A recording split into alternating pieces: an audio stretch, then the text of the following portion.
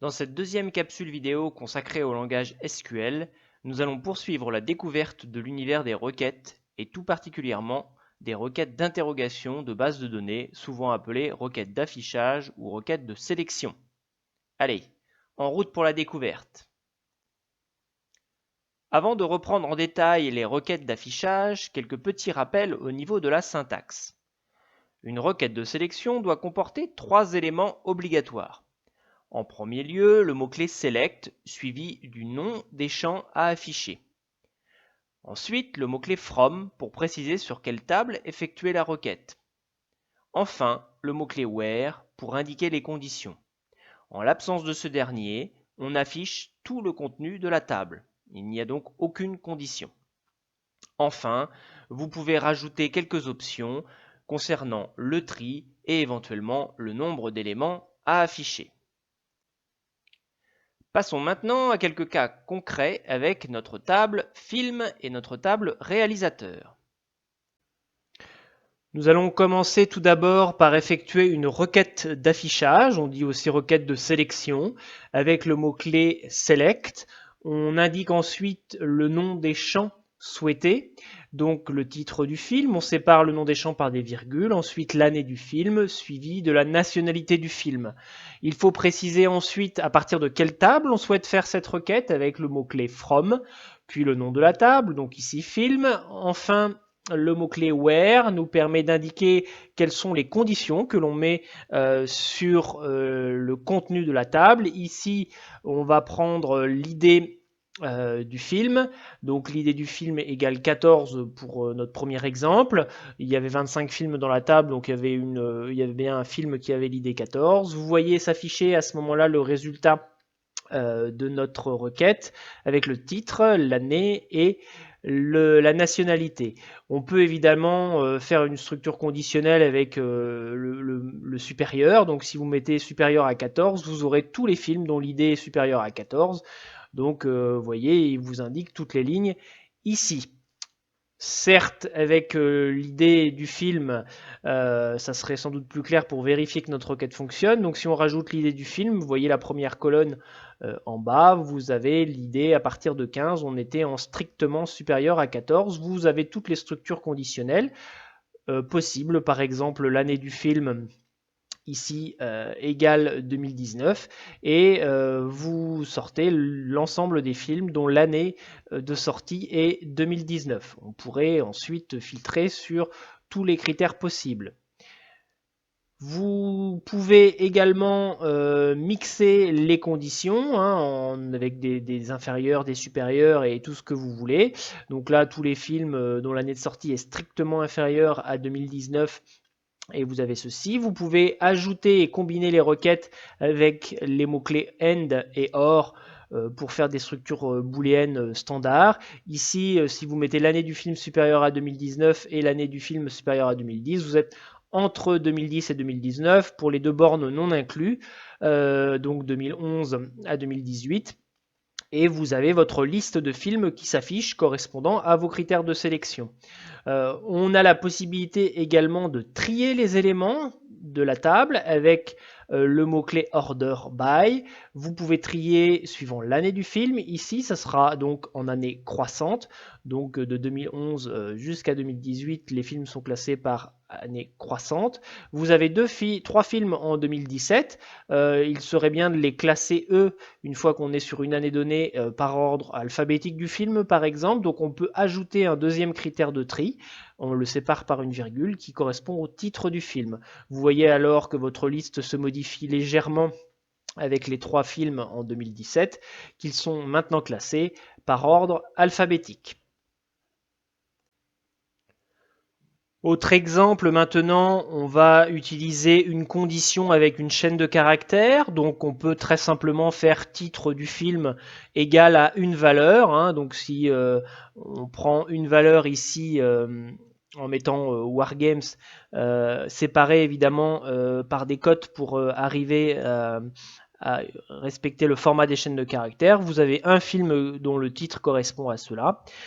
Cette méthode est assez pratique Cependant, vous pouvez avoir envie de chercher en fait une chaîne de caractères présente dans un titre de film, ça serait quand même plus pratique. Eh bien, vous avez cette possibilité avec le mot-clé like et utiliser en fait des pourcents pour remplacer les chaînes manquantes, c'est-à-dire pour dire que vous cherchez tous les caractères ayant le contenu ici Wargame et le pourcent au bout. Si vous ne gardez que War, vous allez trouver tous les films qui contiennent qui commencent par le mot War. Ici, vous en avez qu'un. Là, on prend le début du mot War. Si vous souhaitez maintenant avoir le mot contenu dans une chaîne, il faut rajouter le pourcentage avant pour dire qu'on a des caractères avant et le pourcentage après pour dire qu'il y a des caractères après. Et là, vous avez la liste de tous les films qui contiennent le mot War. Donc vous avez tous les Star Wars et Wargame toujours. Vous pouvez évidemment les trier comme précédemment avec l'année de sortie du film par exemple et relancer votre requête. À ce moment-là, vous avez bien les mots-clés War présents dans chaque liste et l'année du film. On continue maintenant avec toujours une requête de sélection sur la table film. On va prendre cette fois-ci l'année de sortie est égale à 2017 ou le genre du film qui correspond à ici science-fiction. Le mot-clé ou donc nous permet de faire une structure conditionnelle. Vous lancez la requête et vous obtenez les films qui ont l'un ou l'autre des critères, ou éventuellement les deux, correspondant à ce que vous avez demandé. On peut bien vérifier ici que tout correspond. Donc vous avez des films de différents types. On va afficher le genre pour pouvoir vérifier en fait ce que l'on a. Vous avez bien un policier ici, mais son année de sortie est de 2017. Et vous avez les genres science-fiction, quelle que soit leur année de sortie. Vous pouvez toujours pareil trier suivant n'importe quel champ. Ici, on trie en fait suivant le réalisateur du film et vous avez cette sortie-là. Autre possibilité, nous allons reprendre pour ce dernier exemple notre requête de sélection et cette fois-ci pour le genre du film, essayez de prendre plusieurs genres différents avec le mot-clé in et vous indiquez ensuite la liste des genres que vous souhaitez voir dans votre liste. Ici, on peut prendre science-fiction virgule policier. Vous avez à ce moment-là l'ensemble des films qui sont dans ces deux genres-là. Petite nuance avec le mot-clé in, on peut rajouter devant le not et nier en fait cette condition. Vous aurez à ce moment-là la liste complémentaire de la précédente, not in de la liste, donc tous les films qui ne sont pas science-fiction ni policiers, et donc vous avez la liste opposée à la précédente à partir de la table film. Il arrive parfois alors que le nombre de lignes soit important et qu'on veuille le limiter pour éviter de surcharger la mémoire de l'ordinateur. Vous pouvez donc limiter en fait votre nombre de lignes avec le mot-clé limite en précisant avec un entier le nombre de lignes maximum autorisé pour cette requête d'affichage. Évidemment, il tient compte du mot-clé ordre et de nom du tri précédemment utilisé pour le film. Vous aurez donc les premiers éléments correspondant à votre tri. Maintenant, vous pouvez vouloir trier à l'envers, en particulier pour les années, et utiliser le mot-clé desk qui permet d'utiliser le tri opposé au tri naturel. Poursuivons avec une autre possibilité qui vous est donnée dans les requêtes de sélection concernant les chaînes de caractères. Par exemple, si l'on souhaite concaténer deux chaînes, vous pouvez le faire par exemple avec ceci en prenant prénom réalisateur, les deux tubes suivis ici d'un espace que vous mettez entre côtes, puis à nouveau le caractère de concaténation, les deux tubes, puis le nom du réalisateur. Vous pouvez également faire suivre votre chaîne de caractères du mot-clé as et puis donner un nom. On va donner un nom à notre chaîne concaténée. Ensuite, on fait la requête sur une table donnée, donc sur la table réalisateur, from réalisateur. Si on prend tous les noms, on ne prend pas de condition where et vous obtenez nom prénom qui correspond au nom de notre champ que nous avons donné, donc avec le contenu du prénom et du nom du réalisateur.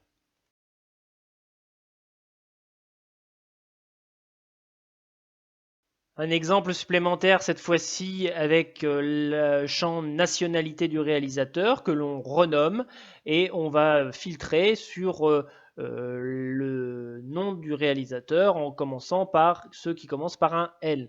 On peut ajouter deux requêtes avec le mot-clé union, donc en réalisant une autre requête sur une autre table avec la nationalité cette fois-ci qui provient de la table film puisque l'on a la nationalité dans la table réalisateur et dans la table film et on va filtrer cette fois-ci sur le titre du film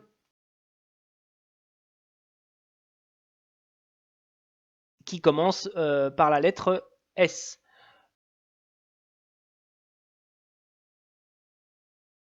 Si vous lancez votre requête, vous obtenez bien en fait les deux nationalités qui sont présentes dans la table correspondant à ceci, États-Unis et USA. On regarde dans les tables réalisateurs le nom des réalisateurs commençant par L, on a USA.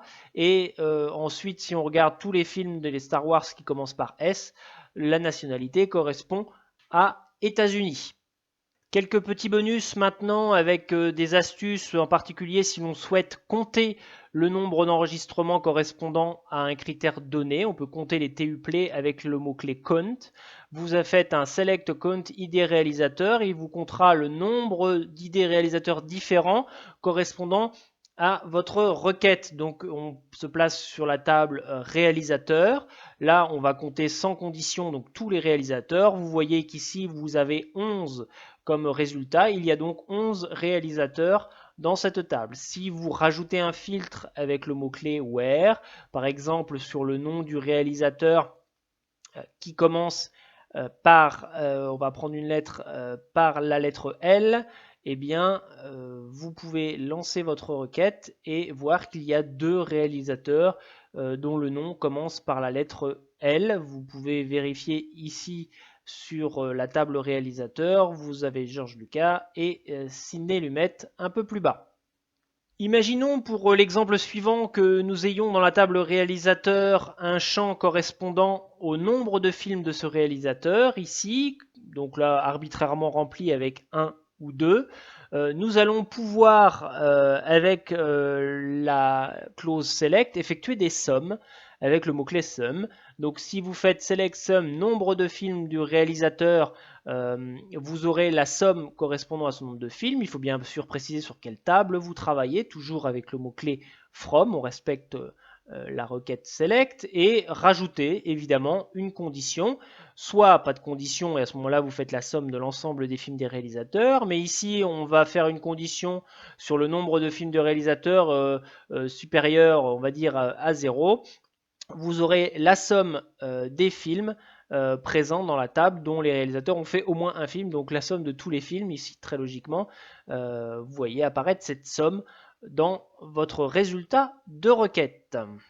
Si on change maintenant la condition et que l'on se passe sur une condition concernant la nationalité du réalisateur, on va prendre nationalité donc USA, on voit qu'il y a 14 films correspondant à la somme des films des réalisateurs des USA. Maintenant que nous connaissons les fondamentaux du langage SQL pour les requêtes d'affichage des bases de données relationnelles, nous allons pouvoir passer à la pratique et à la mise en œuvre de nos connaissances dans les activités qui vont suivre, avant d'aller encore un peu plus loin dans l'apprentissage du langage SQL dans la prochaine capsule vidéo. Bon courage!